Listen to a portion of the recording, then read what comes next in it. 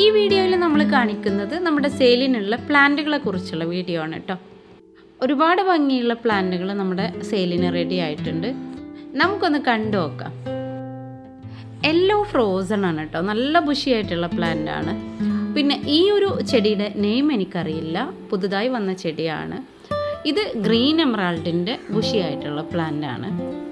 അടുത്തത് പിങ്ക് വാലന്റൈൻ്റെ നല്ലൊരു ഹെൽത്തി ആയ പ്ലാന്റ് ആണ്.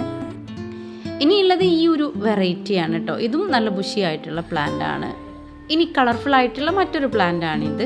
അതിലേറെ ഭംഗിയുള്ള മറ്റൊരു ചെടിയാണിത് കേട്ടോ. ഇതിൻ്റെ തന്നെ വേറൊരു കളറാണ് ഇത് യെല്ലോയും ഗ്രീനും മാത്രമുള്ളൊരു കളറാണ്.